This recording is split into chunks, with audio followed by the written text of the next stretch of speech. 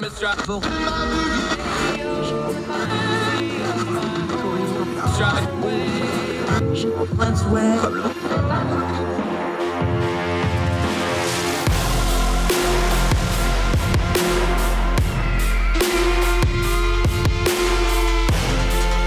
host, Andrew Donaldson. This is Heard Tell.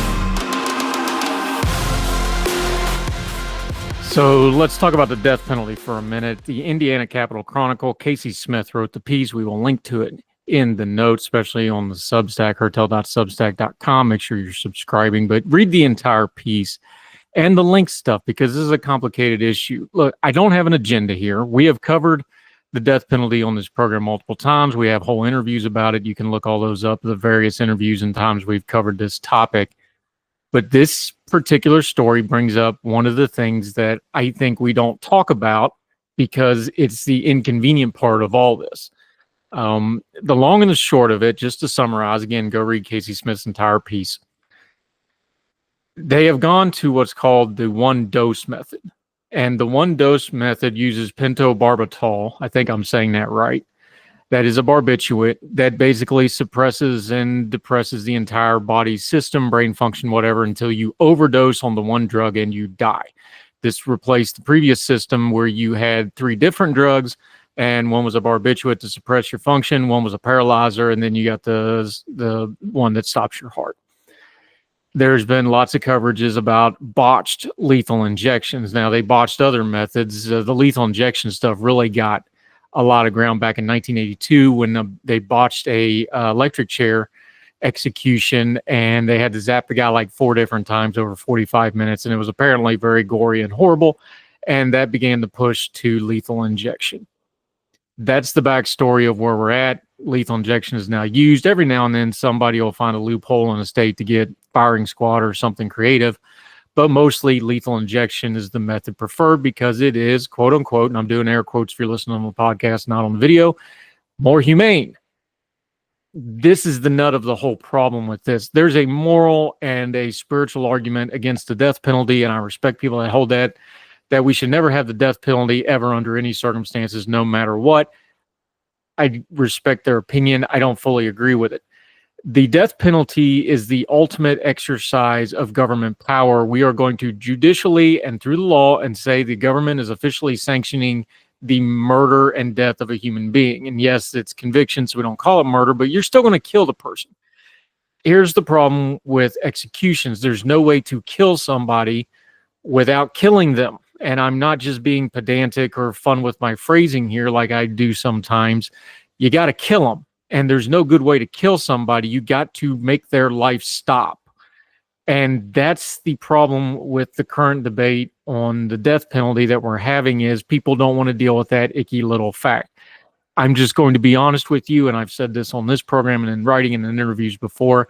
I get like 99.8% there on no death penalty no matter what, because the judicial system has flaws in it, because there's moral questions to it, there's spiritual questions to it. Is our government built to administer the ultimate justice correctly? I think there's a great argument that it is not.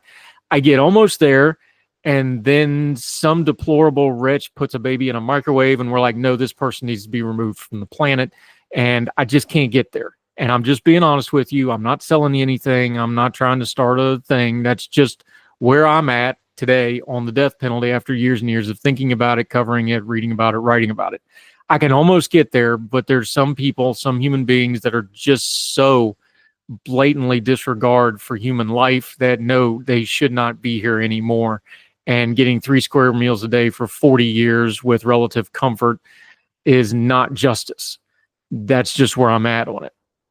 The problem I'm having, and I think we need to discuss, and I hear too few people talking about it, and if you're one of those people that's just death penalty, no matter what, should always be banned, I understand you may not want to get down this alley, but that's okay.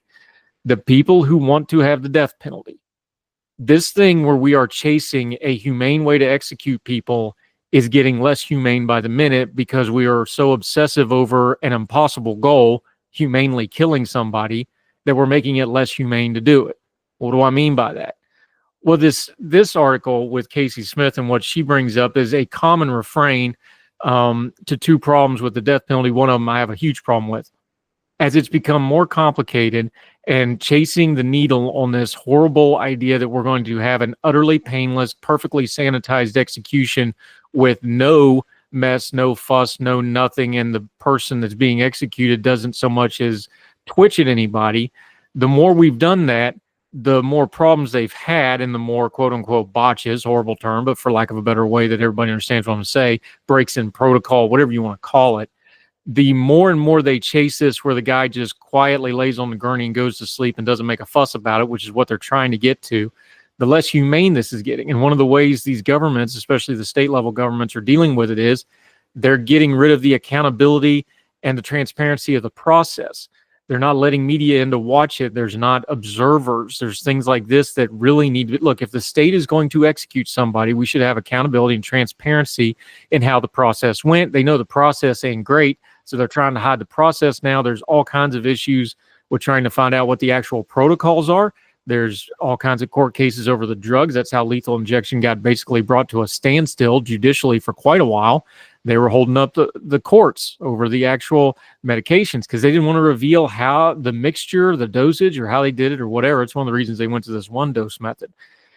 You need accountability if we're going to kill somebody under the auspices of the government and justice and the American way. That's just the truth.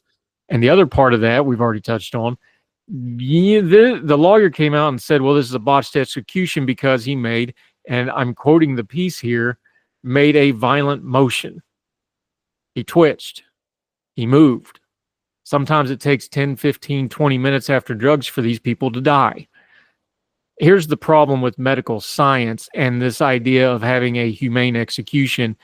Medical science has some hard and fast limits that we don't have measurables on when it comes to death.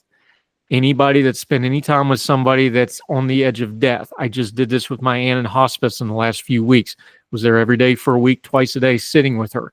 The medical people are just like, medically, there's no reason for this. It's just whenever she goes or she decides to go or the body shuts down, heart's pumping, breaths going in and out. But whatever was the human being that we all loved was, I think, and I'm convinced, and I've been around quite a bit of death in my life in this situation more than once.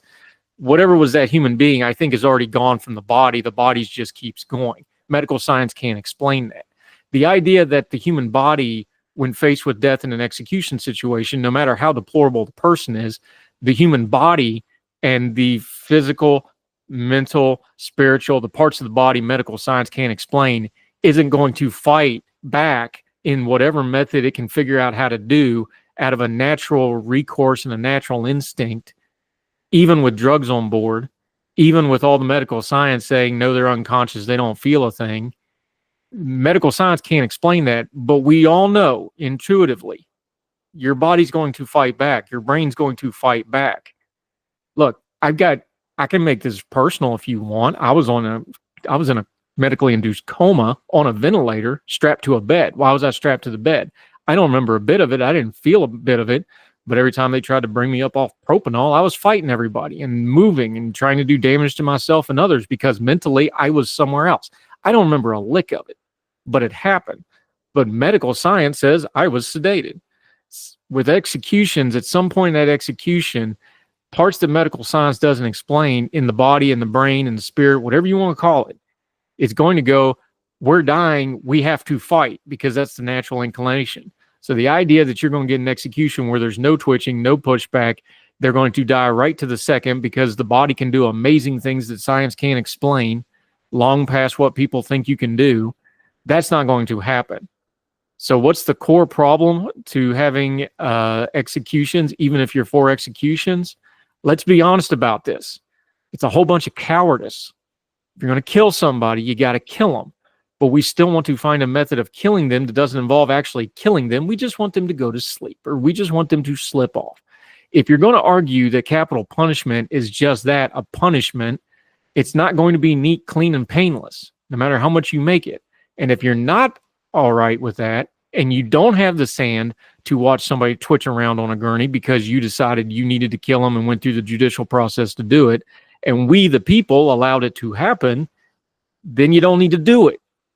And that's before you get to the moral arguments. And that's before you get to the judicial arguments. And that's before you get to the spiritual arguments of capital punishment and whatever faith background you have or legal background you have or whatever moral compass you have that may or may not allow for capital punishment.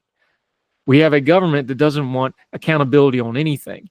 But in this, which is the ultimate life and death issue, because it's not just somebody dying, but somebody dying on purpose because the government says they have to, because a jury of their peers in a very long appellate process said there is no doubt left, although we know that that's not true sometimes, then yeah, we need full transparency. We need full accountability on every part of the process. Now, there's got to be a happy medium between the old West days of public executions. It was like a day to the fair, and having some privacy for the people going through the process and the people that are administering the process, and still having accountability and transparency. But the other end of this is if those people and the people that order them to do it and the people that empower them to do it through the laws and through the legal system and the people that advocate for it, if you don't have the courage to actually kill the person that you're advocating needs to be killed, no, we shouldn't be doing it. And then we can also argue the morality of it and the judicial part of it and all the rest. But at the end of the day, somebody's got to kill somebody if we're going to have capital punishment. And if you're not okay with that, then we're not ready to be a society that has capital punishment, aside from anything else. All the music on Heard Tell is provided under a Creative Content license from monstercat.com.